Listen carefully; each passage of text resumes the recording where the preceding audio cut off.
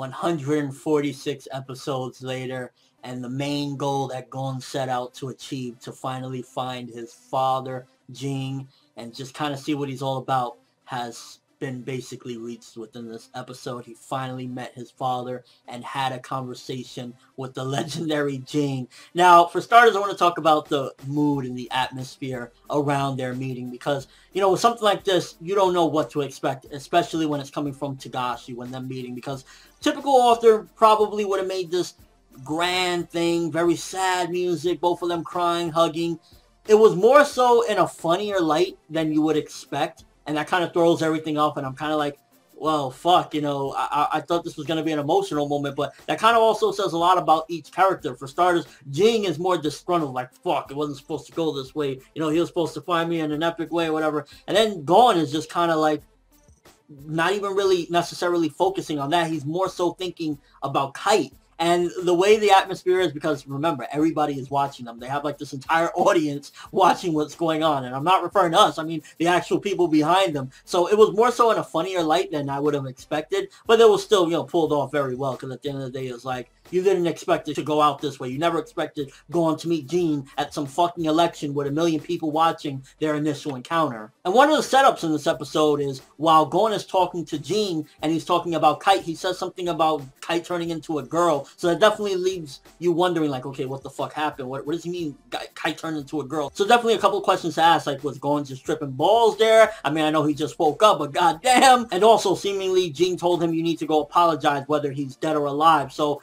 right now it's setting up either Gon is going to some memorial, to some gravestone to apologize, or something else is up, because clearly with him saying Kite getting turned to a girl, it's like, what the fuck are you talking about? So definitely a big, major, mysterious setup within that conversation. Overall, just the initial meeting is something that you would have not expected. Again, it's just something very different than anything I would have like anticipated when coming to this particular point, because this is one of the main goals. This is the main goal when it comes to at least Gon, and he's finally achieved it. And it was so appropriate. I felt that that was the perfect way to go out, with everybody basically booing Ging and saying, oh, what the fuck you mean? Because basically he's like, hey, can I have one more conversation with you? And when Ging said, oh, you know, I'm a busy man, like, even I was thinking, you fucking fuckhead, what do you mean you're a busy man? Like, it's so hard with this character, because I look at him like this legendary fucking Ging. He kind of even looks like Yusuke Urameshi as an older man. So it's like, oh my god, I want to fucking just say this man for the motherfucking win. But he's just such a dickhead to his son. So when the crowd actually is booing and saying, hey, we know what you did in Greed Island, you fucking trickster piece of shit. And everybody's just like, yo, coming at him and shit. That is exactly how we as the audience feel as well. It's like,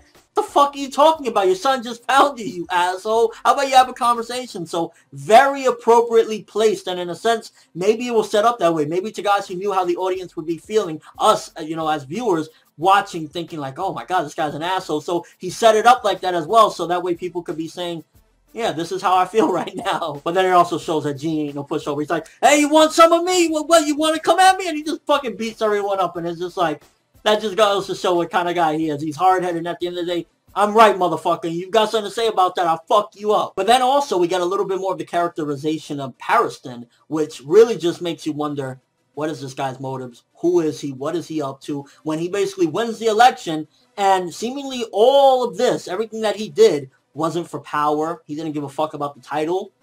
It was just for the Bantamite. He just wanted to do it, I guess, just for the win, because when he gets set on a path of something that interests him, he seemingly just doesn't care. He wants to win. And once he gets it, he don't give a fuck about the actual prize. It's the journey to him. So he basically retires, and seemingly, if he first made Cheadle the vice chairman, I'm guessing that she's going to become chairman now that he retired. So in the end, all of this was really for nothing, because regardless of who won, he was going to give it to Cheadle. Although, again, there's more depth to his character than meets the eye, because after he gives her the title, in a sense, he basically says, if you make things boring or stale around here, I will focus on toying with you the most. And he gets this really serious and ominous look in his eyes. So it's like, Pariston is a very deep character, and I really wish there was so much more content so that I could say I would love to each and every week get more exposition into who he is and finding out. But all we have is a manga that is currently on hiatus again. And for the most part, that was the first half of the episode, kind of setting some things up, getting a little bit of interesting things. And overall, once again, Gon finding Ging,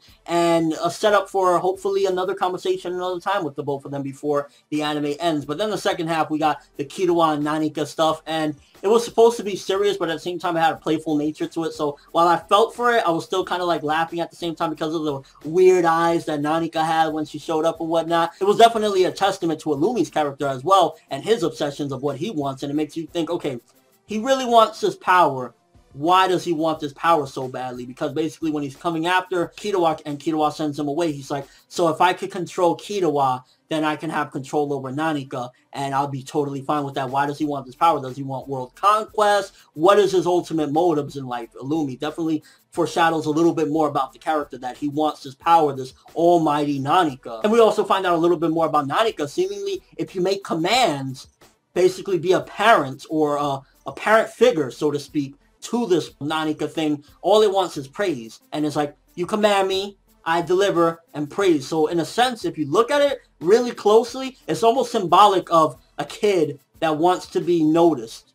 And it's like, I'll do the things that you want me to do if you just notice me. But if you're asking me and you're just like, you know, trying to use me or whatnot, I'm going to do fucked up things. And I'm going to ask for some fucked up shit. And to be honest with you, I thought that Aluka would have been happy getting rid of Nanika, because like you have this thing that everybody is hating you for. Wouldn't you want to get rid of that? But it's the exact opposite. And when Killua was like, don't ever come out again, leave my sister alone, basically, Aluka was like, no. So in a sense, that shows that Aluka has kind of befriended Nanika at this point. And so overall, seemingly setting up with the end that Nanika's still going to be around. Killua's going to have that power at his disposal. So right now, Killua with Nanika at his hands, at his side, basically, is going to be one force to be reckoned with, because all he got to say is any threat that shows up in front of him, yo, Nanika, make him go to the fucking sun. Bam, done. So right now, that's going to definitely be a hacked power that I'd imagine down the road, down the line, they're going to have to get rid of Nanika from Killua's side, because that's just too strong. He's going to be like a god. Like right now, Meruem would have stood no chance against him. And you know shit is sad when you see Subone crying there at the end of the episode. Overall, very good stuff. Very good episode. Definitely the beginning with